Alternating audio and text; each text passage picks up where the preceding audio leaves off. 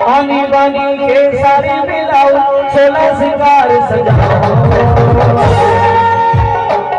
गोरी आवे ते होगे तैयार, सिंदूरी मंगला डोला होगे तैयार, सिंदूरी मंगला डोला। आनी बानी के सारी मिलाओ, सोलह सिंगार सजाओ। आनी बानी के सारी मिलाओ, सोलह सिंगार सजाओ।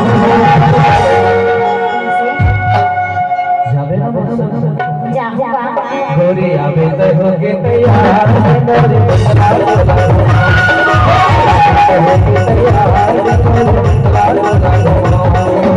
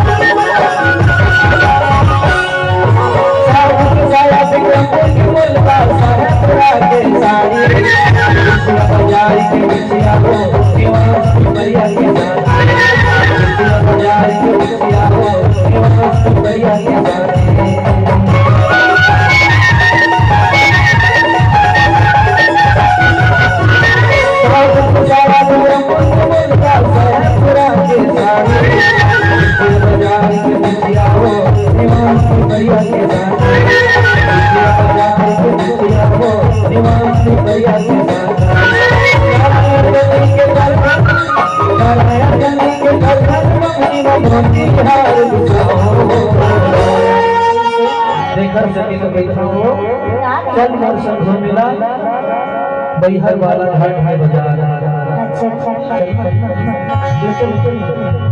चलना था गोरी आवे ते होगे तैयार, सिंदूरी मंगला डोला होगे तैयार, सिंदूरी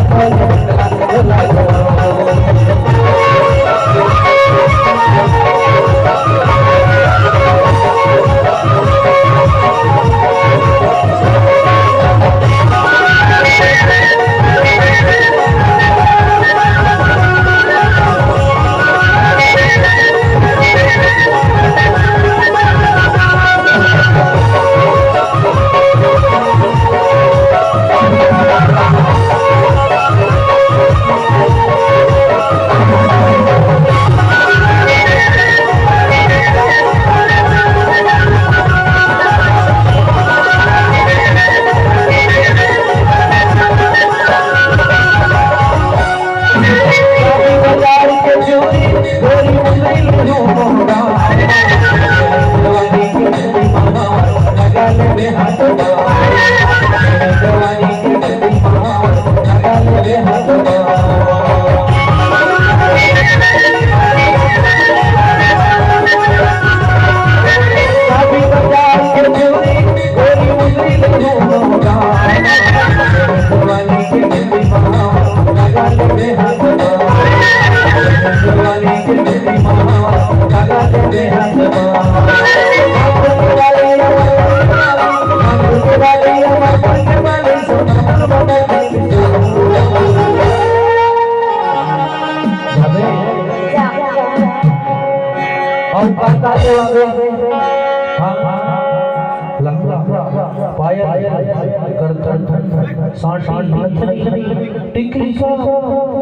लगन जमाओं का फायदा उठाने का पूरा प्लान है। तो